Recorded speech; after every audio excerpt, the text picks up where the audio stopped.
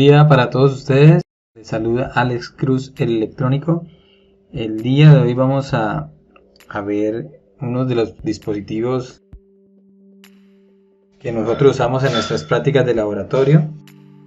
Ya lo hemos visto en otros apartados, de pronto a nivel de simulación o montaje. Vamos a reforzar. Y son los LEDs. ¿Qué es un LED? Le vamos a leer una definición dice, es un diodo formado por un chip semiconductor dopado con impurezas que crean una unión PN. Como en otros diodos, la corriente fluye fácilmente del lado P ánodo al N o cátodo, pero no en sentido opuesto. Como lo hemos visto en otros apartados, hemos visto el diodo convencional, que es el dispositivo que permite el paso de la corriente, como dicen ahí, del ánodo al cátodo. ¿Sí? Este es el símbolo del diodo LED, del diodo convencional. Pero el diodo LED, la diferencia es que tiene unos haces y esto lo diferencia. Entonces lo que permite es que al igual que el diodo semiconductor permite el paso de la corriente en un solo sentido, de ánodo a cátodo, también la superficie del mismo va a encender dependiendo del color que sea. Es un dispositivo que ilumina cuando se polariza de manera directa. Entonces vamos a ver cómo es. Bueno, y viene, ese es el símbolo que siempre lo encontramos en toda la nomenclatura y significa diodo emisor de luz. Diodo emisor de luz. Entonces los podemos encontrar en diferentes tamaños, colores, hay rojos, amarillos, también unos que son transparentes, azules, verdes.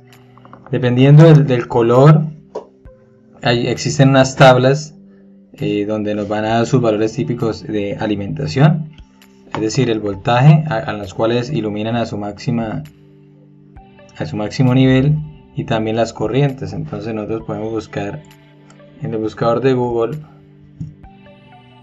tabla de diodos. Entonces podemos buscar en tablas de diodos LED y ahí nos van a aparecer los valores típicos tanto de voltaje como corriente. Entonces por ejemplo esta tabla, ¿sí?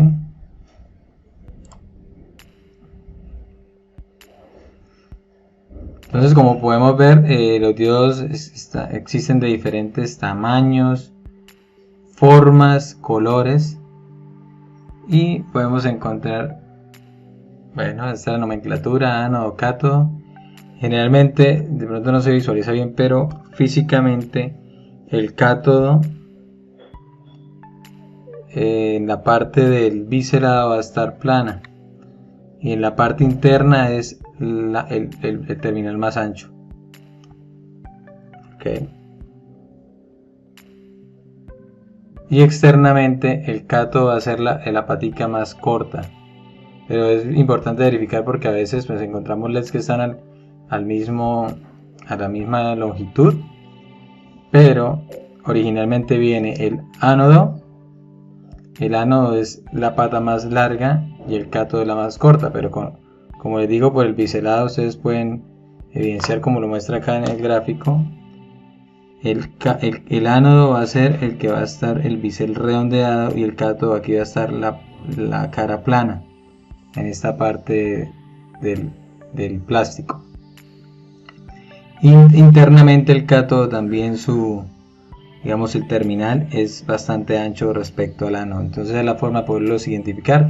Igualmente no hay problema, si los conectamos al revés simplemente no van a alumbrar, pero pues podemos corroborar su uso. Pues aquí vamos a ver en este apartado de eso. Entonces vamos a buscar la tabla, dependiendo ok, acá tenemos una tabla y acá dicen si son rojos estándar a cuánto se alimentan, el consumo de corriente, si es verde, pues igual podemos promediar y como estandarizar un valor de tensión para cada uno de ellos. Igual pues gracias a la ley de Ohm podemos averiguar qué resistencia podemos usar dependiendo de cada ley que vayamos a usar dependiendo de la fuente o el circuito que vayamos a implementar. Entonces, como saben, como ven, hay digamos esos de colores azules, los verdes, los violetas, los blancos, están entre operaciones de 3 y 3.8 voltios.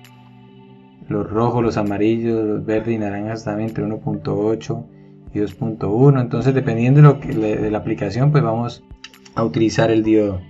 Esto le funcionan de la siguiente forma. Aquí tenemos, pues vamos a probarlo con una fuente para Arduino, un Shield, del cual podemos sacar 3.3 voltios fijos y 5 voltios para hacer las pruebas. Entonces, un circuito típico puede ser que tengamos una fuente de alimentación y recordemos que el LED lo tenemos que proteger. Lo podemos proteger con la red de resistencia. Entonces, ese va a ser nuestro plano, 5 voltios. Vamos a colocar una resistencia de 220 ohmios y un LED de cualquier color, pues para probarla cómo funciona. Recordemos que este es el símbolo del diodo LED. Si están sin estas flechitas, quiere decir que es un diodo convencional, que ya lo hemos visto en otros apartados. Entonces, indica que es un diodo emisor de luz para probar su funcionamiento. El diodo tiene que estar en esta, es decir, que el positivo de la fuente llegue al ánodo, que es el positivo del diodo, y el negativo de la fuente tiene que llegar al cátodo o negativo. Esto para que el diodo alumbre. Si el caso contrario, invertimos la polaridad del diodo, es decir, que invertimos las terminales de la fuente, es decir, que el de arriba va a ser el negativo y abajo el positivo, pues nos vamos a dar cuenta que nos va a llegar con una polarización inversa. Es decir, aquí va a llegar al positivo del diodo, va a llegar un menos y al negativo va a llegar un más. De esta manera el diodo no va a conducir y por lo tanto no va a encender. Entonces, para que encienda el diodo tiene que estar polarizado de manera directa. Y la polarización directa es más con más y menos con menos. Polarización directa. Entonces tenemos el diodo LED. Entonces, que aquí le llegue un más y aquí le llegue menos. Polarización indirecta es que le llegue lo contrario. Allí le llegue un menos y por el cátodo le llegue un más. Entonces recordemos, este es el ánodo y este es el cátodo. Estas son las maneras de poder trabajar con los diodos y es importante siempre protegerlo con una resistencia. Si vamos a conectarlo con una tensión mucho más pequeña, pues ahí sí no hay problema, que es alrededor de los 2-3 voltios. Pero si vamos a conectar más de 5 voltios necesitamos proteger el diodo, si no lo podemos quemar.